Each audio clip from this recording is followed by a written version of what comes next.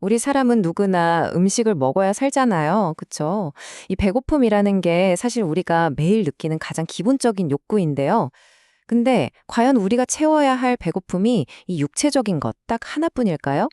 오늘 이 시간에는요, 그 육체의 양식을 넘어서 우리 영혼을 위한 진짜 양식은 대체 뭘까? 이걸 한번 같이 알아보려고 합니다.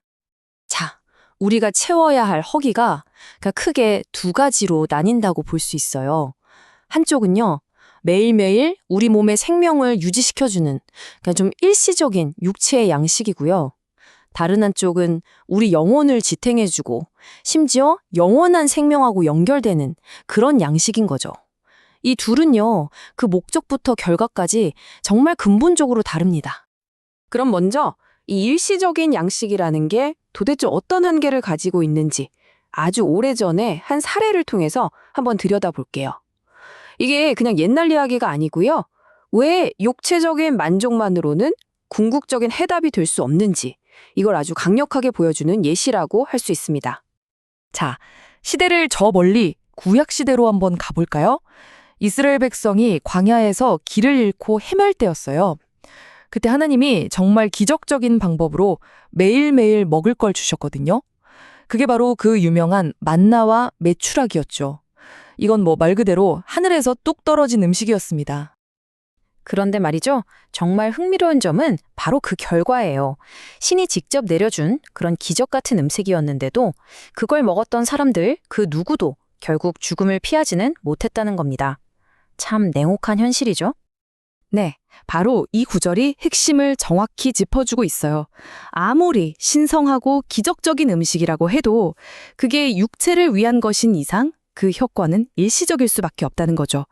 이게 바로 육체적 양식이 가진 어쩔 수 없는 근본적인 한계라고 할 수 있겠습니다. 자, 그럼 이런 질문이 자연스럽게 생기죠? 아니, 하늘에서 내려온 그 특별한 음식조차 영원한 생명을 주지 못했다면 도대체 대체 무엇이 우리에게 영원한 생명을 줄 수 있다는 걸까요? 바로 이 질문이 우리를 다음 이야기로 이끌어줍니다. 자, 이제 이야기의 무대를 신약 시대로 한번 옮겨볼게요. 예수님의 가르침을 살펴볼 건데요. 바로 여기서 우리가 지금까지 이야기했던 썩어 없어질 양식과는 차원이 다른 완전히 새로운 개념의 양식이 등장하게 됩니다. 예수님께서 떡 5개랑 물고기 2마리로 수천 명을 먹이시는 그 유명한 오병이어의 기적을 행하셨을 때 있잖아요. 사람들이 정말 열광했습니다. 왜냐하면 당장 자기들 배고픈 걸 해결해 줄 수 있는 그 능력을 직접 눈으로 봤으니까요.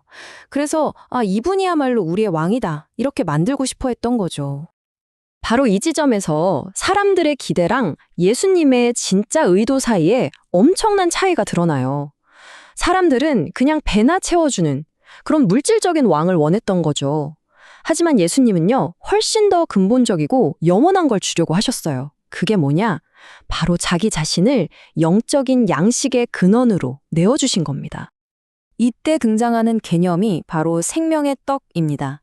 이게 그냥 우리가 먹는 빵, 이런 걸 말하는 게 아니에요. 예수님 자신, 그리고 그분을 통해서 전해지는 하나님의 진리의 말씀, 이걸 가리키는 거죠. 다시 말해 이것이야말로 우리 인간의 영혼을 살리는 진짜 양식이다. 이런 의미입니다. 자, 그러면 이 영적인 양식을 먹는다는 건 대체 무슨 뜻일까요? 예수님께서 이걸 먹어야 한다고 말씀하셨을 때 사실 많은 사람들이 이 비유적인 표현을 듣고 굉장히 혼란스러워했어요. 이해하기가 쉽지 않았던 거죠. 바로 이 말씀 때문이었어요. 내 살을 먹고 내 피를 마셔야 한다. 여러분 이거 문자 그대로 들으면 어떠세요? 굉장히 충격적이고 좀 섬뜩하게까지 하잖아요. 도대체 이 말씀의 진짜 의미가 무엇이었을까요? 자, 이 비유를 풀어보면 이렇습니다. 예수님의 살과 피라는 건요, 진짜 살과 피를 말하는 게 아니라 바로 아버지의 진리의 말씀을 상징하는 거였어요. 그 생명을 주는 그 영적인 진리를 온전히 내 것으로 받아들여라, 이런 의미였던 거죠. 그렇다면 이 영적인 양식을 먹는다는 건 구체적으로 어떤 과정을 거치는 걸까요? 자, 첫 번째 단계는 진리의 말씀을 듣는 겁니다. 그리고 두 번째는 성령의 도움으로 그 말씀의 진짜 의미를 깨닫는 거죠. 그리고 마지막으로 그 결과 영원한 생명의 약속을 받게 되는 거예요.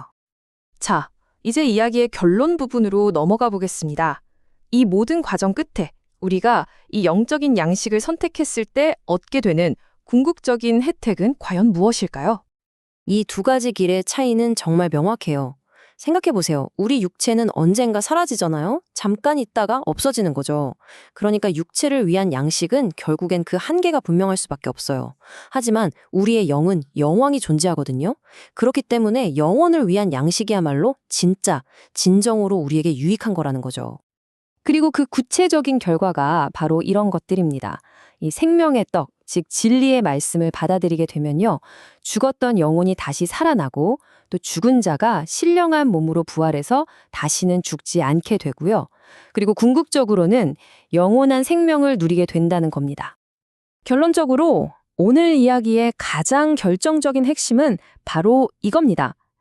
우리에게 진짜 생명을 주는 양식은 눈에 보이는 빵이나 고기가 아니라는 거예요. 바로 성령을 통해서 우리에게 주어지는 그 진리의 말씀, 그것이야말로 참된 양식이라는 것. 이게 오늘 내용의 최종 결론입니다.